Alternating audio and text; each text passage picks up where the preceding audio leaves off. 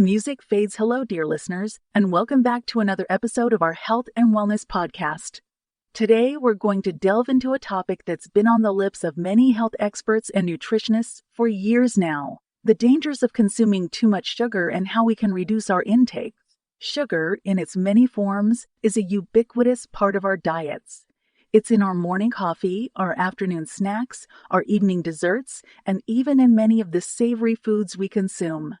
But while it may make our food taste better, the overconsumption of sugar can have serious health implications. Firstly, let's talk about the impact of sugar on our bodies. When we consume sugar, our bodies break it down into glucose, which is used for energy. However, when we consume more sugar than our bodies need for energy, the excess is stored as fat. This can lead to weight gain and obesity, which in turn increases the risk of heart disease, type 2 diabetes, and certain types of cancer. Moreover, sugar can have a detrimental effect on our oral health. It provides food for harmful bacteria in our mouths, leading to tooth decay and gum disease. It can also affect our skin, causing inflammation and contributing to conditions like acne and aging. But perhaps one of the most concerning effects of sugar is its impact on our brain.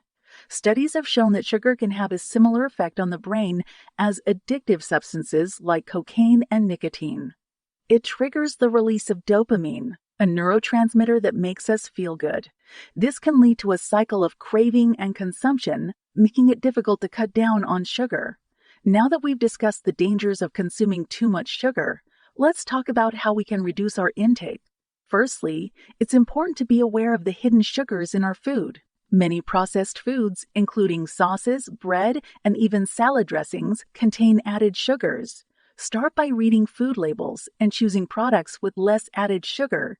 Secondly, try to cut down on sugary drinks. These are one of the biggest sources of added sugar in our diets. Instead, opt for water, unsweetened tea, or fruit.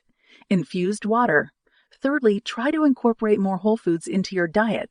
Fruits, vegetables, lean proteins, and whole grains are naturally low in sugar and high in fiber, which can help to regulate your blood sugar levels. Another tip is to use natural sweeteners in place of sugar.